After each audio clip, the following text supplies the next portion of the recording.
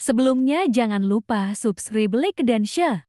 Misteri terowongan rahasia Danau Singkarak ke Danau Maninjau. Danau Singkarak adalah destinasi wisata alam yang menarik perhatian para pengunjung saat bertandang ke Sumatera Barat. Danau terbesar di Sumbar ini menyimpan banyak cerita menarik. Utamanya ada kisah turun-temurun di kalangan masyarakat sekitar danau.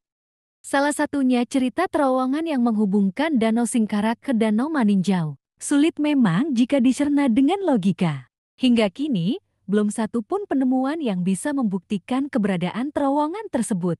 Cerita terowongan ini sering dikaitkan dengan keberadaan tangga batu basurek di dasar Danau Singkarak yang diyakini berada di Sumpur Kudus. Cerita mistis ini tidak sepenuhnya diamini masyarakat setempat. Umur saya sudah 50 tahun.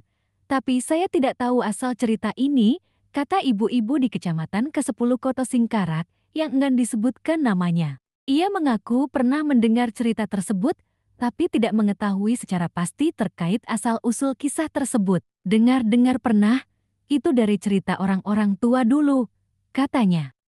Sejarawan Universitas Andalas, Gusti Asnan, mengaku pernah mendengar cerita-cerita mistis terkait Danau Singkarak. Ya, Bung, saya pernah dengar cerita itu, kata Gusti Asnan. Bahkan, kata Gusti, masih ada cerita lain yang sulit dicerna dengan akal sehat. Malahan ada cerita-cerita lainnya tentang perpindahan ikan besar dari Maninjau ke Singkarak atau sebaliknya.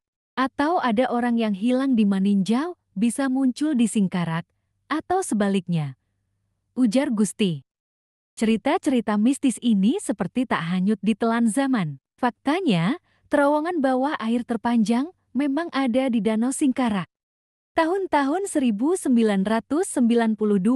perusahaan listrik negara membangun terowongan sepanjang 19 km untuk memutar turbin pembangkit listrik tenaga air PLTA Singkarak di Asam Pulau, Lubuk Alung, Kabupaten Padang Pariaman, dengan kapasitas 175 MW.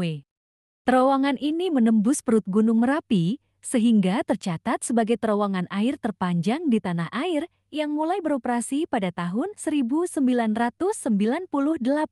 Ini menjadi pembuangan air Danau Singkarak kedua yang bermuara ke pantai barat Samudra Hindia.